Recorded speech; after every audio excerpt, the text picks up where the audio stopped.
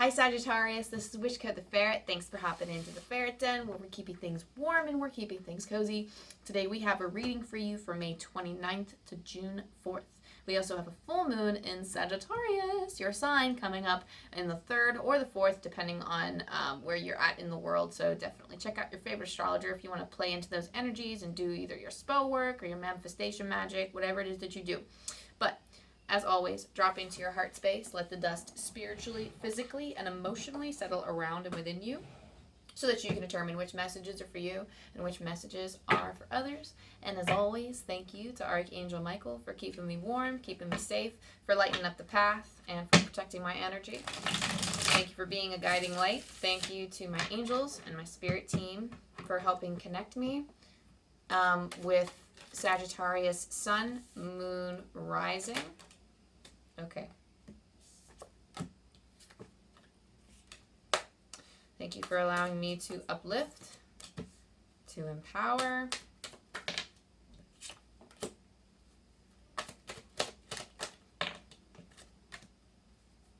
okay, dang. A lot of you fire signs need to be making a choice. Whoa. Y'all saw that, right? That wasn't just me. Okay, that was literally exactly how much I needed. Okay, exactly the amount of cards that I needed. All right, so 2 of Swords in similar position too. All right, let's just get started. First things first, okay? You got the World. Oh, whoa! That's so cool. So you have the World as the situation. I'm gonna tell you what's cool in a second. You have the World, which is like your situation or like what's currently happening. You have a world of opportunity at your feet. This is completion. This is the end of a cycle. The World is also traditionally seen as having many doors open and available to them. So life is always continuing. Life is a journey. Spirit, consciousness, whatever, is a journey. So even though one cycle completes, another cycle begins. And these are all of her options here. And, you know, there's all different forms, maybe different forms she can take in the next life, or different routines, different skills, different things she can pursue.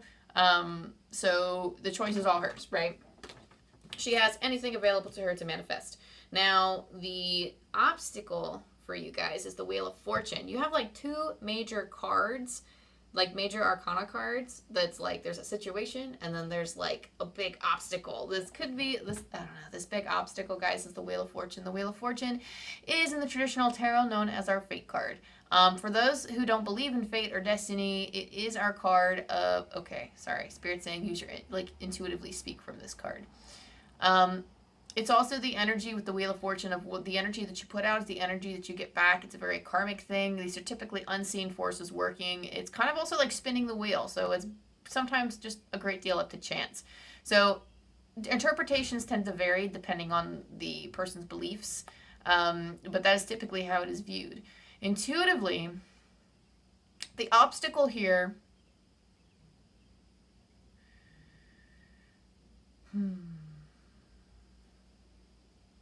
Intuitively, this is your perception of fate. I'm gonna be real with you. Like, this is your perception of fate. It is so difficult to explain, and maybe in another video or in another lifetime, I don't know, because I don't even know if I fully have it down. Time is only relative. Past, present, and future is all the same thing. It's all happening at the same time. It's like a quantum theory or quantum physics type of thing. And the thing here is that we are constantly creating our own reality, but at the same time, we also wrote a lot of these things to happen before we came here. But the before and the after and everything is all happening at the same time. So it's, I don't know, it's weird, and I think it's beyond human comprehension to really try to grasp it. So I try not to think about it too much because I spent a very long time trying to think about this. But essentially, I just heard like the wheel is in motion. So well, if you're wanting something, if you're desiring something that's in motion, but perhaps it's going to take a little bit more time to get to you than you would originally like or than what you originally planned. And the thing here is that, like, if we're speaking in human grounded terms anyway, that's the message there. But for those of you, like just whatever you, I don't know if Spirit's trying to, like, I don't know, they're kind of like dodging around what I want to say, so I don't want to go too in depth to it. So I just feel like I have people who are in one camp or the other who are like believe in fate and believe things are predestined, and then people who believe that they can create their own reality. I think that we have so much power in the here and now, that we do have the power to write up and rip up soul contracts, you know, but I do need to do more research, so I don't want to like, you know, throw all of this out there and then like not have sources to back it up. So I will hold my tongue on that until I can provide steady resources. But regardless, whatever you want, it's being set in motion. So believe it can happen. Believe it can happen. It just might not be here yet because there's still energy work to be done. There could be work needed on your end. There could be work needed on other people's ends energetically in their own field and their own lives in order for things to intersect. So keep that in mind as the wheels are set in motion. Time will tell. I just heard time will tell. So what's happening with subconscious right now, you're finding that perhaps your leadership is coming out to play. We have the Six of Wands here. That is a big leadership card. I feel like it's very youthful energy. You don't have to be in your youth to embrace the energy of this card. I feel like you are coming forward with this new, passionate, fun energy, and you want to be a leader in something, or you want to shine forth in something. Maybe you want to guide others. Maybe you want to be a leader or a healer in some way. This is somebody who is coming up and about and wants to show other people, like, in a very, I don't know, I just see someone very young and enthusiastic coming forward. Again, that's just a symbol. You don't have to be young, but someone who embraces that young and youthful energy, or like, I just heard like you have a lifetime of this passion to share with other people. And, you know, that in itself, that enthusiasm and excitement reminds people of, like, you know, maybe how they once were in their youth, or like reminds them of someone youthful. So that's trying to come up from within right now. In the past, you've been presented with a lot of choices with the Seven of Cups here. And maybe you've had these choices present for a while, or maybe that you've made your choices and you haven't fully built on one thing, but it's because in the near future you have the Two of Swords. I just heard, wait, talk about the focus. I'll get to the focus in a second. I'm going to do that, but I just want to say the reason why I say that like you might have to choose with the Two of Swords, but the Knight of Cups here is in your focus. The Knight of Cups is also in reverse. Now, upright, the Knight of Cups is very slow card in the tarot. He's one of the slowest knights, along with the Knight of Pentacles. He is very slow moving towards his goal, but he's taking his time because he's trying to find something that fills up his cup. He's I just heard that you're ignoring your intuition in favor of something that is perceived to be better. Is that true? So I don't know. I mean, I don't know why I'm talking to you like you're going to answer back, like I'm going to hear your response. But essentially, the Knight of Cups in reverse perhaps says that you're ignoring your intuition, because the thing about the cup suit is that, like, they are like a very intuitive, and like they're water signs, so they're very intuitive.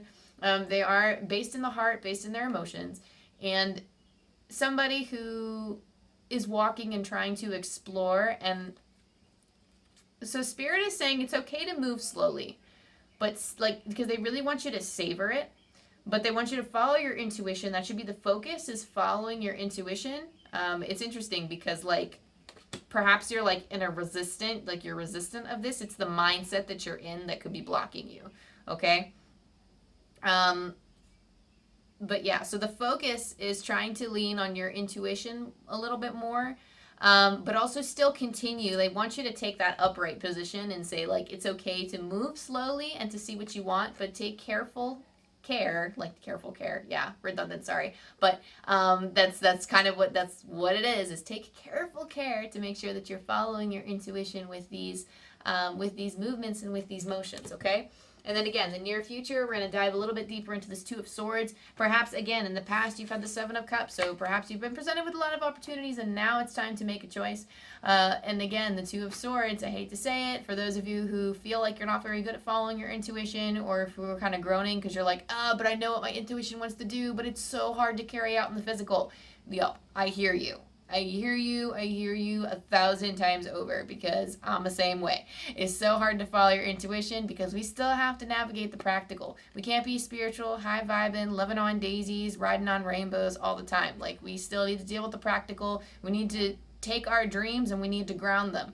But sometimes there has to be a compromise. There has to be a middleman. And it's hard to make that work sometimes. And that's totally fine. But we can get there. We can manifest it. It's just going to take some decisions with the Two of Swords here. Use your intuition. It's almost like Spirit is saying, like, this might be, I don't know, like, hot take, cold take, I don't know what Spirit is saying. Hot take, use your intuition, okay? So, hold up one sec. My battery is, like, for some reason, I have it plugged in. I don't know why it's saying that I'm low on battery. Oh, it's not plugged in. It's plugged into my phone, but it's not plugged into the wall. We're good now. Okay. So we have for you, we have the King of Pentacles. So somebody who is secure, somebody who feels stable, and this doesn't have to be in finances. I see Pentacles just in general. This could be in spiritual well-being. This could be in the terms of financial wealth. It could also be just in the terms of resources, having many resources available. Some of you might feel stuck in that or in one of those areas, and that's okay. The King of Pentacles, in being in the you position, especially somebody who feels strong and stable and has the resources, or at least has things available to them, and they just feel abundant. You don't even have to like have it all, but feeling abundant or having a lot of abundance around you is what the King of Pentacles represents. Now, your environment with the Eight of Pentacles here, so being in a situation where you just have to put a lot like long, hard, stable, maybe it's not hard, but mundane is usually the traditional meaning of the Eight of Pentacles. So just doing the work, steadily doing the work, and that's just kind of the environment. So maybe this is, you know, work related or something that like maybe you're a hobbyist who wants to make something a full-time job. There's just something here about putting in the steady long-term effort, and this is in like the environment. So I feel like if this is you, and if this is something that you want to do, if you are growing your own business, make sure that you are in an environment that is suitable for that. Like you're actually moving your physical environment around to make room for whatever it is that you want to do. That way you have the space and you carve out the time and you just do it, okay? But the environment or the things around you is that steady work. They could be coming from you. It could be feeling inspired by steady work from other people, but that's what that is. The Four of Wands here is in your hopes and your fears. Now, I love that when we get a happy card, the hopes and fears is always a fun thing to talk about. Because a lot of times the things that we very much hope for are the things that we fear. Because either we feel that we don't deserve it, or, and if, I don't know, there's some of you that are like, of course I deserve it. What are you talking about? Some of us might have to spiritually, like, calibrate to that frequency though, because sometimes we might say, of course I deserve it, but when you start getting successful, do you start becoming afraid? Because if you can gain it, then chances are you can lose it, and that's typically where the fear comes in. So oftentimes people, when they almost get to success, they self-sabotage and they really mess it up, and the success is there. The success is yours. The things that you are looking forward to, they can be fulfilled. Trust that they can be fulfilled. I just heard it's readily available to you. You just need to take the steps to get there. And with the Four of Wands being in your hopes, some of you could be hoping for marriage. Because that's what the Four of Wands is. It's like a union. It could be just having like a very strong, happy, stable home, whether it's just you and all your animals, you and a lover, you and, you know, a sibling, family, a roommate, I don't know, whatever. The point is that you are surrounded by, like this is the card of wanting it all and having it all, some type of emotional fulfillment, some type of passion, because the Four of Wands is our passion, our creativity. So having something, and if this is talking about a job or some type of thing, it's like a stable income that keeps you steady, that keeps you strong, that keeps your home, you know. So the Four of Wands is always something really happy.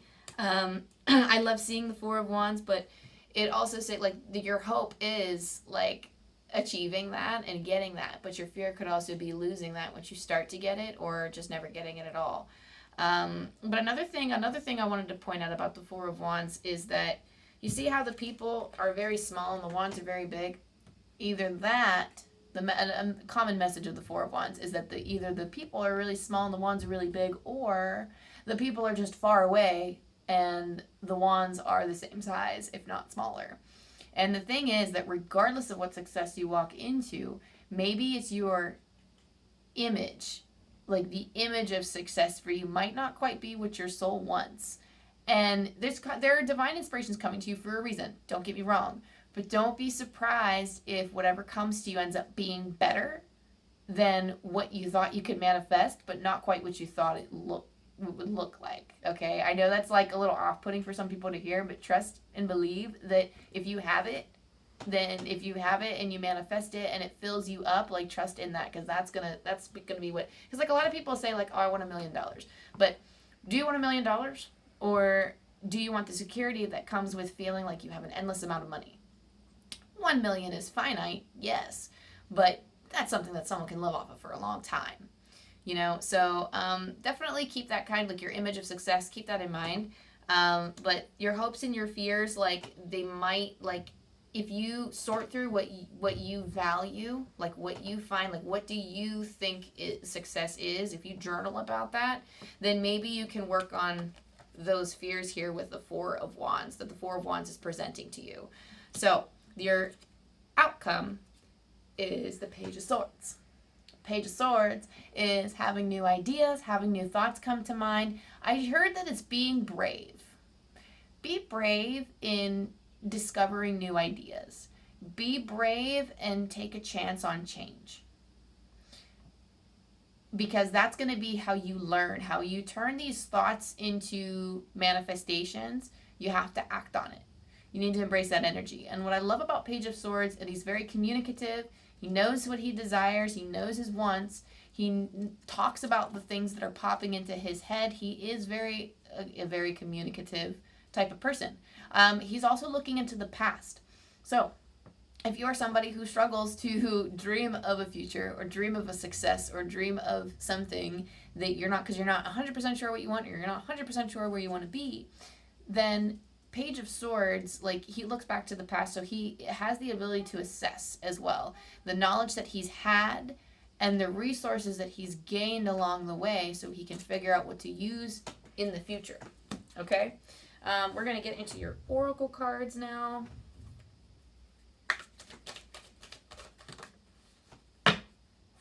Okay, so you have. This combination fits so well, and I'm sorry, Sagittarius. I'm not sorry. I mean, obviously, if you've made it this far, then you resonate with the message. But I'm just personally sorry because I don't like seeing this card. But I'm gonna tell you the positive thing. I just have my own relationship with this card, and it's not gonna feel this way for you. Maybe it won't feel this way for you. I hope it doesn't feel this way for you. But I groan when I see this card.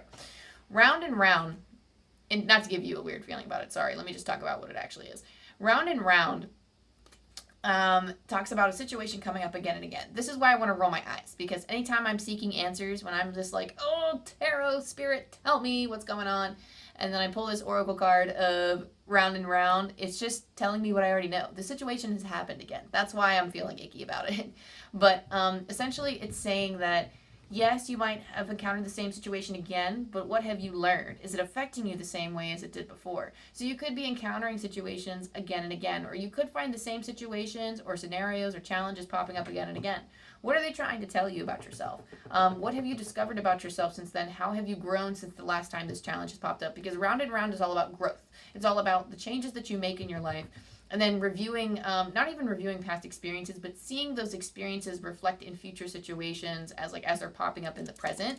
And you're like, huh, this really doesn't bother me that much anymore. Or you're like, oh, I actually feel like I can take on the world. Because I think it's important to look back and notice all of the things that we have surmounted. All of the changes and the challenges and the mountains that we've climbed, so we can see, because we're here trying to climb Mount Everest, but for all we know, we're like, oh, I'm climbing Mount Everest, but throughout our whole lives we end up climbing like 10 mountains, and little do we realize that 10 of those mountains combined is way taller than Mount Everest will ever be put together. Like, so you really got to give yourself, like, you're so accomplished, and Spirit is like asking you to celebrate how much you've been through. First of all, it was long, it was tough, it is higher than Mount Kilimanjaro, like higher than all of that, Mount Everest, everything combined. Because you've climbed so many of these other mountains that, yes, weren't as tall or weren't as big or maybe weren't as rough, but all of them together, that still counts for something. That's worn you down over time. That's made you the person, the soul that you are now. So, okay, Spirit's like come to a close. So what I'm saying with this card is that treasure and celebrate everything that you've been through thus far, okay? With clean it up, quite literally clean it up by celebrating. This could be cleaning up your physical space to make you feel better about yourself, but I feel like this is cleaning up the spiritual space. I feel like there's a lot of mental real estate that's being taken up by past events or past situations, or perhaps you're encountering the same situation that you did before, not the same, but a similar situation, and you are feeling hurt because maybe those feelings from the past or feelings that were associated with very particular experiences in the past are popping up now when they don't really have a place anymore. So really take a look at that, clear them out. Clear that out by journaling, doing the work, sitting with yourself in meditation for a while, just sitting with the problem and letting it flow through you, breathe through it, and breathe into the spaces in your body where you feel bothered by it the most.